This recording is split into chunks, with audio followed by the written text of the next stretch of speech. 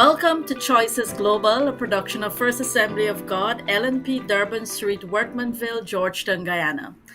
In our discussion today, we will conclude by examining the construction industry in Guyana titled Building with Confidence in Guyana. In our last episode, our discussion centered on the acceptable norms in the building and construction industry. In this episode, we want to explore and dream about how this billion-dollar industry in Guyana can become more productive and sustainable. How sustainable building and the effective use of locally produced materials can be incorporated into our construction projects, and an added component, how we can preserve our culture and our history through our construction. So let's dream together and make this a reality. Joining us again is Carissa Gooding, engineer overseeing major projects in Guyana, Ambassador Donald Bristol, architect and entrepreneur in the US, and international finance expert Chevron Corbin, FCCA, and Kurt Corbin, security expert from Switzerland. I'm your moderator, Dr. Salisha Pariag, joining you from the US. And welcome to our panelists today. To start us off, we're going to ask each one of you, because we're dreaming in this program, we are centering our discussion on urban planning, sustainability, and how it will change in different parts of Guyana.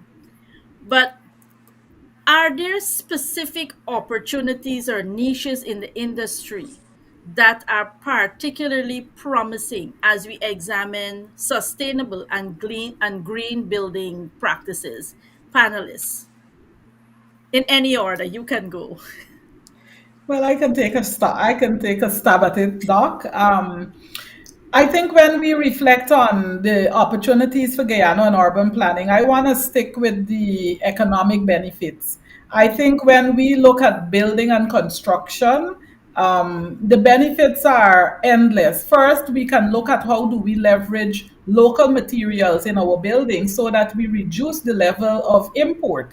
Also, it allows us to use local materials to accommodate the weather patterns that we have in Guyana. So even though we find ourselves leaning now to what I call sometimes the concrete jungles, we need to reflect on the fact that our wood is celebrated outside of Guyana, and we should actually be using that opportunity. I think the second part of building, construction, and urban planning is looking at how do we create jobs. For example, if we go back in the history of Guyana to the creation of the city or town of Linden, we would have known that that city was created with a focus on the bauxite industry. And if I reflect on what we do here in Switzerland, we live in Geneva, which is considered the international capital of Switzerland. And this is because they were intentional about inviting international organizations, starting with their own creation of the Red Cross. And then you would have seen the UN coming, UNHCR, UNICEF, and even the organization that I work for. So, what are they doing in terms of economics? When they bring all of these persons from across the world to work here, where is their salary being spent? Right here in Geneva. So this is, how do I say, a strategy that cities can adopt as they plan. For example, a city also creates specific cultural activities that draw people to their city. Think of the Olympics, think of FIFA. When those cities bid, it is because there is an economic benefit for them, sometimes not tangible in money in the pocket of the government, but it incentivizes the government to construct, and construction means delivering jobs to different parts of the sector. It also incentivizes the accommodations industry, meaning hotels, Airbnbs, and so on. So when we start to plan and build in our city, Guyana, we must think not only of how we serve the locals, but also the numerous persons who are on all those flights that we see coming into Guyana, because there is an economic boom, and we must do it in a way that our local industries thrive. Thank you, Chevron. Thank you, Dr. Salisha. I will go. I like how Siobhan focused on the economic aspect. in terms of building, and again, we're dreaming, right? My dream is for sustainable buildings, in that we go more solar. We have a very hot Mhm. climate in Guyana. It's either rain or sun, and even and mostly in these last few years, because of climate change, we're having more sun than rain. Whenever we have rain in Guyana now, it's an exciting time because there's so much sun and the place is so hot. So I would like to see us go in that direction. I know we're building, and I know we have plans to even build a new city. So Siobhan spoke about incentivizing the contractors and so forth, or businessmen. So more of our buildings should be built in this manner, where we utilize the natural resources, where we utilize the natural light, where we utilize um, solar power. Currently, there's an issue with overpowering, or lack, or not enough megawatts in throughout our nation for varying reasons. Now, this is one way that we can mitigate against this. Other than continuing with the fuel, now we can incentivize businessmen to go green, to go solar, to go wind power. Most of our buildings, I would like to see us go is in this direction. Maybe one half of a residential building can be solar powered, and the other half can be powered by electricity. That's an option. Now, how do you incentivize someone to go that way? Because some persons may still not trust our solar energy. Some persons may not understand how solar works. Some person may not understand how green electricity or green power works. I'm sorry. So it's about it's about marketing. It's about showing the benefits. It's about bringing the entire industry together. Someone has to do it, and it does not necessarily mean only the government. Now, the government may create an enabling environment for someone to come or advise, because everyone is coming together currently to build. We heard it's a 20 something billion-dollar industry, and that is only for 2023. I'm sure 2024 will be even further. I'm sure of that, because we're finding natural resources more and more. So more persons will come. And we need to expand, and we need to expand in a way that is sustainable. We cannot keep building the same bricks and concrete. We need to keep a green space in our lawns, in our yards as well, in our lawns, for us to plant for ourselves and even for a cash crop. Maybe in the countryside, as they call it in the overseas, in suburbs. We can plant there. We can eat there. Green is good.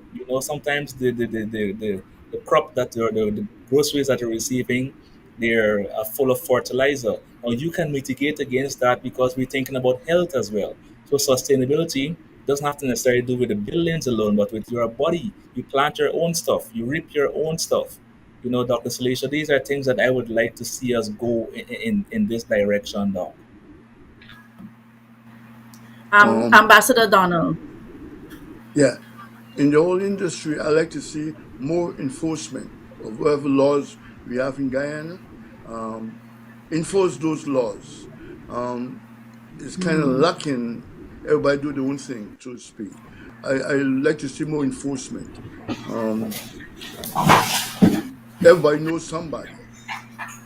Well, when it comes to the laws, we have to think about the laws, and not only think about it, but we have people there who will enforce the law. And we don't have no enforcement. And because of that, we're having problems. Um, that's all I have to say, because all is covered. But the laws are there to be enforced. And I'd like to see enforcement. Thank you. Carissa. Mhm. Yes, for me, we see technology evolving. And I know a lot of Guyanese really want to be able to participate in how technology have evolved over the years. For me, the regions are so connected in a sense to just the central Georgetown. And I think with technology and how technology has evolved, it is time for us to see sustainability in each region. So it's not everything, every business transaction that one has to do, they have to see themselves coming to Georgetown to actually participate or to get daily business transaction done. With technology and how technology can evolve, you can have independent in sectors within the different regions. So persons don't have to travel to Georgetown on a daily basis, leave Linden to come to Georgetown to deal with banking aspects, different banking aspects, because you might have opened a bank account in Georgetown. There's other aspects in terms of medical to have to come down for medical. Some persons, I know a few, would actually come to Georgetown for schooling, and they will have to do that travel daily from Linden to Georgetown, from Burbis to Georgetown for work. So for me, with the how technology have evolved, it is time as a nation for us to really tap into the technology that is there, so that we can have sustainability in each region. So that you don't have that large influx of persons coming to Georgetown to do businesses that can be done within their region, within their community. Thank you, Carissa. Chevron, as we continue to dream, we heard technology, we hearing different enforcement. How can the construction and building industry in Guyana be transformed with education? We started talking about it in the program, the first program. Having schools specializing in the construction, and this is apart from engineering, where we know that's a university degree and you can become an engineer. But I'm talking about the people who are doing the finishing touches, your masons, your tilers, people who are laying foundations, who are laying doing cement work, doing woodwork, who are qualified but and understand their craft, and then making this training a requirement for licensing, as we go back to what Ambassador talked about, enforcement, importance of education, how can it transform this industry, in your opinion? I think this is a deep question, Celicia, Dr. Celicia, and education is paramount to every developing society. I think when we start to appreciate that, we will start to connect the dots on many areas of development in Guyana. When I reflect on education, I reflect on, when we do financing of large scale projects, we look at how a system connects. So this is what I want to posit to our audience, that if we start off with an appreciation of the value of every person's skill, it means we will value the teachers and provide the right resources for them in the training institutes as well as the universities and high schools. We will then ensure that those persons who graduate as masons and tilers and carpenters and joiners are Mm-hmm. facilitated with the right pay, because there is always an economic element. Maybe because I'm finance, I'm biased, but there's always an economic driver to everything that is happening in society. So you find that when someone isn't paid well, they don't do the job well.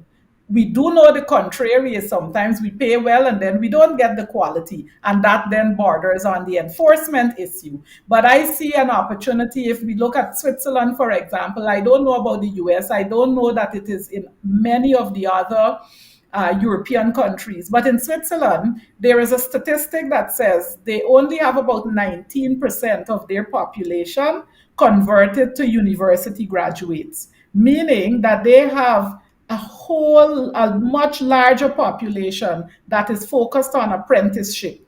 And so this is where I dream that Guyana will see more value in the Guyana Technical Institute and GTIC, and that persons would support those institutions. Commercial businesses would allow those persons to come and intern at their organization so that they can develop the skill while learning. And by the time they graduate, they are graduating as consummate professionals. Another thing I see in Switzerland is that there is this collaboration between large companies like IKEA, who develop what we call modular furniture or modular solutions, where you have to do it yourself. We go to the store, and if you want to buy a bed, the closet, anything, you can actually fit it up yourself. The other day we were purchasing or, refreshing the home, and some elements I was like, no, I am not going to be the builder. I will pay for them to deliver and to combine. But then there were others I was like, I paid too cheap for this to now go and pay a whole host of money for them to set up my swivel chair. My swivel chair came in a box. The study desk for the boys came in a box, and we sat as a family in the living room with the screwdriver and everything, and we would have put it together. So I think this is also another element of not only training our joiners and apprentice or technical people, as we would want to say, in just coming and work for someone, but also training them on how to generate wealth by opening their own businesses where they produce what they do on a larger scale. So this is where I see the connection between the education system and building up our technical people. Another thing is in Finnish, when you have a plumber or the painter coming to your apartment or home in Switzerland, when they leave, you don't know they were there. They apparently train them in that school to also clean up, including mopping and sweeping. I don't know if they come with a little vacuum. I'm not kidding. I'm serious. Huh? So this is the kind of complete kind of education where it's not just your technical skills about how you speak to the customer when you enter, a little bit of how to do your own invoicing for your business. And so this is some of the connections I see, Salisha. We could then speak to how the bank plays a role in providing small loans for these kinds of technical persons so that they could also thrive. And we would then have an economic solution in Guyana where persons are gainfully employed, and you will find less persons interested in stealing and other nocturnal events that we don't really appreciate.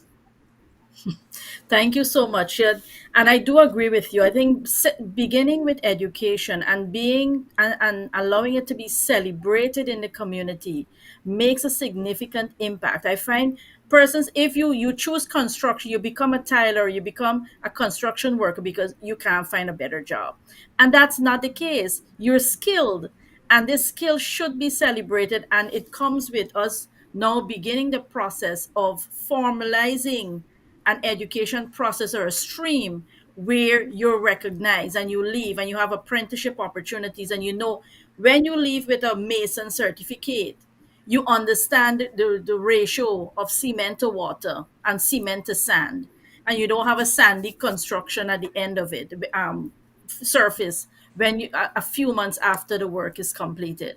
And so it's critical, and I do celebrate, I do agree with you, Chevron, on how we can, as a nation and as Guyanese, can become part of the solution in our construction industry. But to pivot a little, I'm going to come to you, Ambassador Donald. How important is collaboration between construction professionals, financiers, and other stakeholders in the industry to make it a sustainable and a better industry for all to celebrate and be comfortable with? I'm going back to, I had an old professor say, if you fail to prepare, prepare to fail. If you want to go to school, to college, you make sure you have a good secondary education and you're planning. So in all life, you plan. So the, if you want to build a house or buy a house, you start to save and you start to invest. My mom used to say an old Creole term: save the pennies and dollars will take care of themselves. Too many of us now, because we have this instant coffee and microwave and all these things, we thought you get it overnight. Um, I'm from the old school, and because of that, I always plan ahead. My wife always says sometimes, "Are you an engineer or a financer?" I'm saying both, because in engineering I had to study engineering economics. So the answer to that question is that you have to be prepared, and when you prepare, you will do the right thing. You need financial advice, you go to Carbons or you go to the bank. They go to you, Doc. But seriously, I think too many of us go to the wrong place for advice. And because of that, advice is cheap. And because of that, they get caught up and when you're doing construction in the middle, you run into problems. You cannot do engineering and construction at the same time. That's why I go back to get your plan, get your architect, do it. It might be a little adjustment, but you have to be prepared with your finance. Um, as I had an old friend said, don't start before you're ready. Too many homes years ago used to start in the middle of construction, they not completed. I found a lot in Guyana, but I'm not seeing that today, thank God. We need to plan. That's my take on that. Dr. Thank you so much. And Salisha, that's critical. Yeah, go ahead, Kurt. Uh-huh. if I may piggyback on Ambassador Donald's statement, Yeah, he's so right, and he triggered a comment that happens. We sharing best experiences. It's not about who's better or yeah. what. Um, to create a business here, you asked about financing and so on and so forth. To become a business owner, you have to do an exam. There's a thick Mm, manual. I have a friend here. He wanted to start his own limousine company, and I learned from him. I started my business after that, but he had to study. If you want to become a society per se, that means you'll be employing people. If you're working by yourself, it's different. If you're employing persons, you have to study. There's a manual that you have to go buy purchase from the bureau, and you study it. It covers taxes, it covers paying the salary, it covers all they call it troisième and first or troisième pilier, which is your savings, your 401k, they say, as they say in America, or your savings, different pillars. The first pillar that the employer covers, the second one that they cover for you and them, and the third one is your retirement fund, troisième pilier. Everyone knows about the troisième pilier. So if you want to become a business owner, you have to study and then go write an exam. And only then will you get a license or a certificate to become a business owner. So when you've read all of this and you're aware that you know how to cover your employees' finances, how to cover their statements, how to pay your taxes, only then you can open a business. So it's an all encompassing project, as was done as Ambassador Donald was speaking. It came to me that this is what we need to do, the collaborating aspect of the business, of the government and the business. So when a country, speaking about construction here, when a contractor employs you, he's not only covering you for now, he covers you for the future. There should be some sort of savings element in there. That this is part of the dreaming, as you said at the beginning, Dr. Salisha. There must be a part of putting up for future, not only about paying me this week or this month. They in there built in, which in this country where we're living in, it is trained, it is taught, but we don't have that as yet. But it's a thought that where we can go, you're getting paid, I'm just going to use a figure, 20,000 a month. Now, out of that 20,000, two of that, the contractor, your boss, will put to your account, that savings account that you cannot touch until you reach age 65. In our country, age 55. The government of the day is ensuring you are protected when you retire. So it must be built in. Stop thinking about today for today. This is one thing I would like to see, Dr. Salisha. Really would like us to go in that direction. Your employer, mhm. not only the government, but the independent employer, pays your pension and your savings in those different areas. Thank you, Doc. Thank you, Kurt, for that input. And it goes back to education.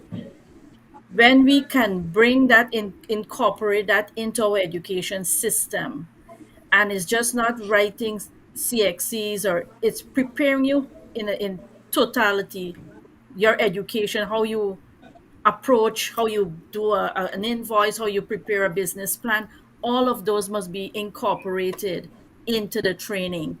Carissa, as an engineer and being au fait with what's happening in Guyana in the construction industry, how can builders effectively control costs during construction projects? Well, as Ambassador Donna would have mentioned, in terms of it must be engaging your architect or your engineer for your designing and the pricing of works. It cannot be just somebody off the road come and give you an estimate. You have to engage the technical persons to give you an idea as to what the overall cost is. And once you have that estimate or that ballpark that you're working towards, you now have to start with researching your market prices. What's on the market? What lumber is selling for? What stone is selling for? What steel is selling for? That tool helps to dictate or guide you as to when to start. So when you start, you're able to finish. Because if your estimate caters for X dollars and the market price right now is X times two, then that will tell you that if I start my project now, I will not be able to. I will now have to go back to the financing agency to let them know, listen, at the time of the estimate, which was probably 2021, this was what I was given. The market price, as we know, has increased, and therefore I'm here to find out if I can have an additional on what was originally borrowed. Because it doesn't make sense you build knowing what the market price is. And also, what is helpful is in terms of construction experience and valuation officer. Um, when we're dealing with residential, we really don't engage the professionals because yes, it comes as a cost. But once you have somebody who's monitoring to ensure that what is being placed is required. For example, when you're doing your foundation, this is the size of foundation you're going to be constructing. So therefore, you need X amount of sand, you need X amount of cement, you need X amount of steel, you need X amount of stone. Many times, for persons have this experience in terms of the over purchase materials. So they have excess stone, they have excess sand, and that in itself replenishes the little resources that you have. So it's in ensuring that you research the market prices, ensuring that you're at a position where you can afford the market prices, and then ensuring that you purchase what is required. Thank you. Um, and this is for the entire panel. As we begin the dreaming process of building sustainable and going more into green building and sustainability, I want us to pivot because I mentioned in the introduction about preserving our culture and our heritage. We have a rich heritage in Guyana, and for example, you go down Avenue of the Republic, and there you have this wrought iron, the Dutch style wrought iron on some of our buildings. Some of it have been pulled down. How can we preserve? And this is for the entire panel. How can we preserve some aspects of our culture, who we are as a people, while we're employing sustainable measures, green building practices, and technology? How can we preserve our culture and who we are as a people in our construction? Well, I I'd would like to go start off. first. I'd like to go first on that. Um, Okay, okay, go ahead, Ambassador. Mhm. yeah. As I drive around Georgetown and observe the same thing you're observing, um, I had old guys who were mechanics, who were carpenters. The difference between those guys of yesteryear and today, they take pride there. Capital Pride in what they did. When they finish a project, they look back and smile and say, I did that. Today is different. They're looking for advances, they're looking for money, and they don't have that that that inner value of what their hands could produce. I'd like to see that. How can we get that back? I don't know. I don't know if money spoils us or or what. But when I looked at the quality of work we get today, the, the men and women of yesterday didn't have the tools that we have today. But to me, they had a more quality, better quality of work because they put everything into that where the hands could produce. We have more education now than yesteryear, but yet still, um, more technology to help us. But yet still, I think the bottom line is that I think they need to be a part of what they are doing, to be um, sold out, to say, this I have done with my hands, and look at it and be proud. We need that to come back to this generation. Thank you. Thank you.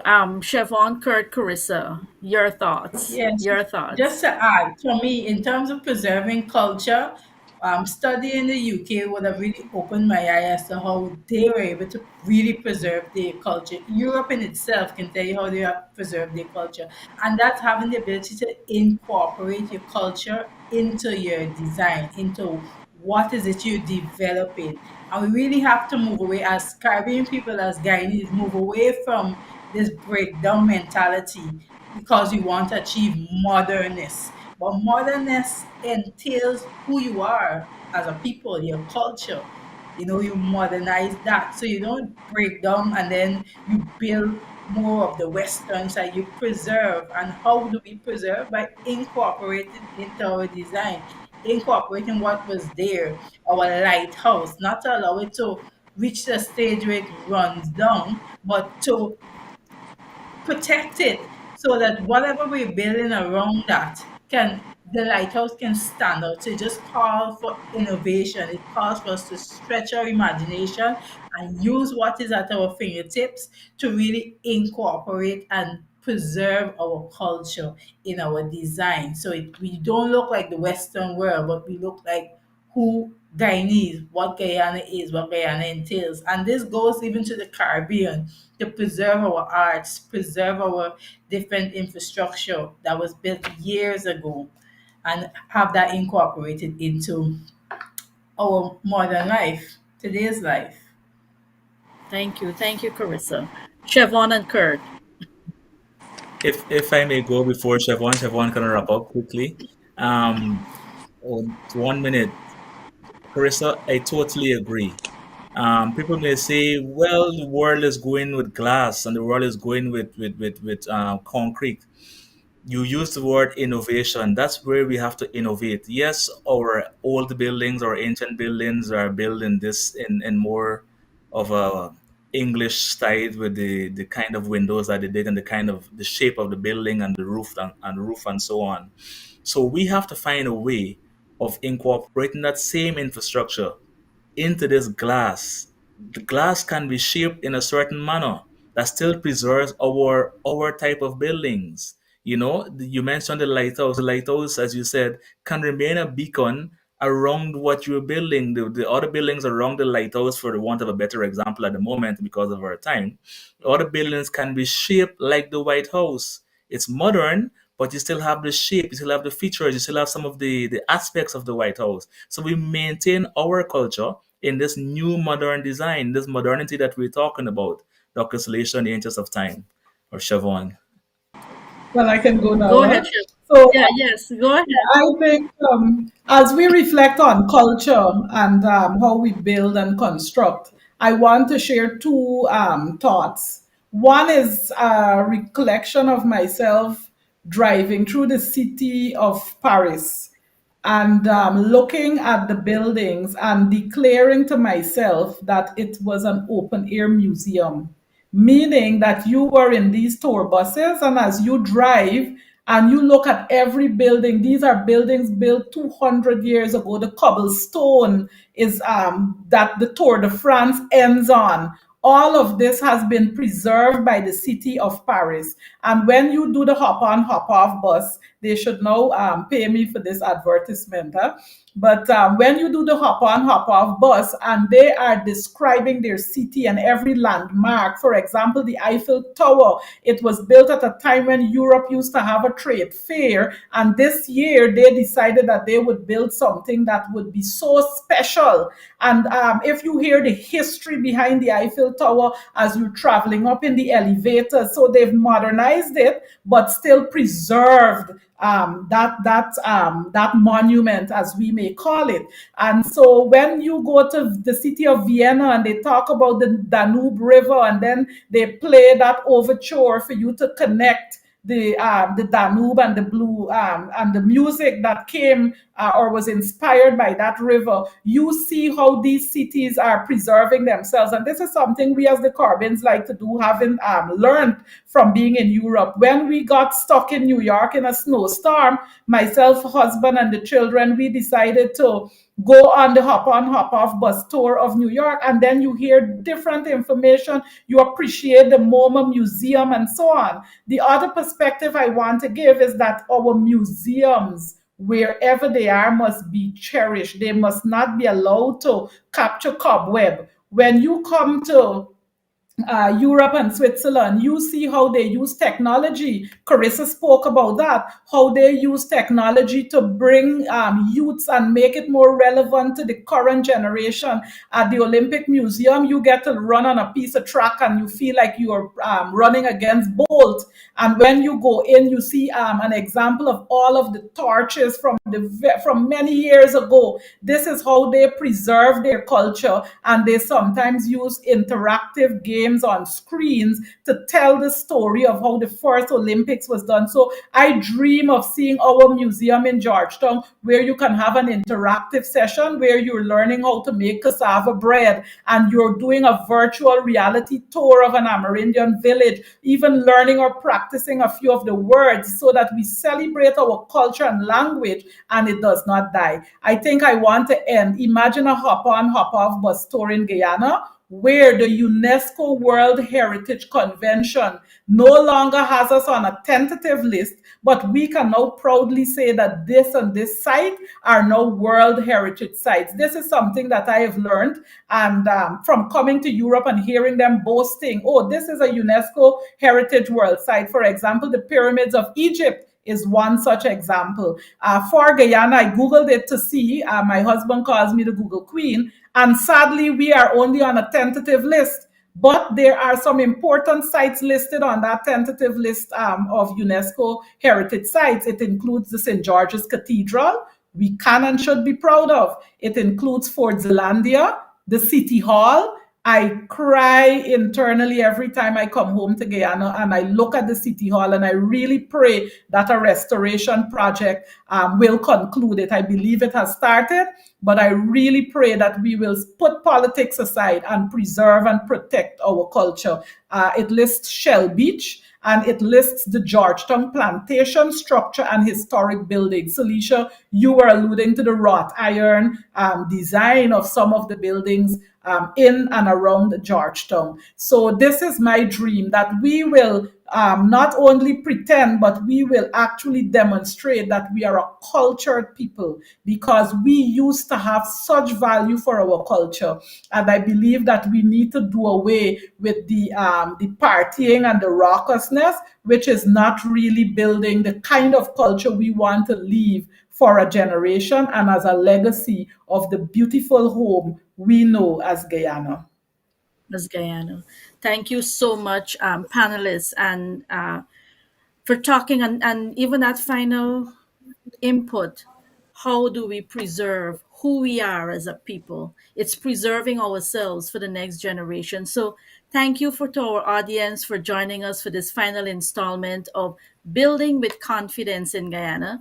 Thank you to you, our panelists, for joining us and dreaming together. I hope that you found our exploration of this industry as fascinating and as promising as we did. Building sustainable houses protects our environment and allows us to leave a better world for the next generation. Let's work together to create a more sustainable and equitable construction industry in Guyana, remembering to preserve our culture as a people. Let's create a future that is better for all. We can make it happen if we be solutions oriented. Check us out on our website at faogw.org for updates on what's happening at First Assembly. I'm Dr. Celicia, reminding you to always be kind. Have a great day wherever you are.